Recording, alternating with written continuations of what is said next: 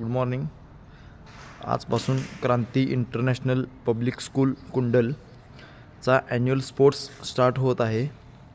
तर ही बघू शकता तुम्ही, काल जे स्पोर्ट टीचर होते त्या स्पोर्ट टीचरांनी ग्राउंड पूर्णपणे मार्किंग करून घेतलेलं आहे.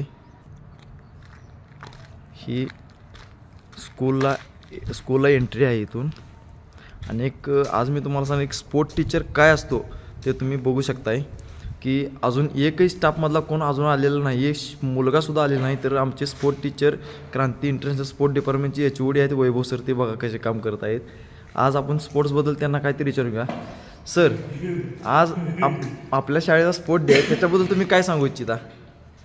स्पोर्ट डे म्हणजे एक क्रीडा शिक्षकाच्या आयुष्यातला, जसं आता कॉमन मॅनच्या आयुष्यात दसरा दिवाळी असत्या, त्या प्रकारे एक स्पोर्ट टीचरच्या आयुष्यातला हा एक महत्त्वाचा सण म्हटला तर चालेल. आता मला सांगा सर, की अजून एक विद्यार्थी या शाळेत आलेला नाही, त्याच्या आधी तुम्ही आलाय, तर असं का? तेच सांगायला लागले. आता दिवाळीला कसं असते, सगळी पहाटे 4-5 वाजता उठून तयारीला लागतात. बरोबर. तसं विद्यार्थ्यांना अजून विद्यार्थ्यांना कसं असते, फक्त आपल्याला खेळायची एवढंच माहिती असते. बरोबर. पण स्पोर्ट डेचं महत्त्व काय आहे हे फक्त क्रीडा शिक्षकाला माहीत असतं.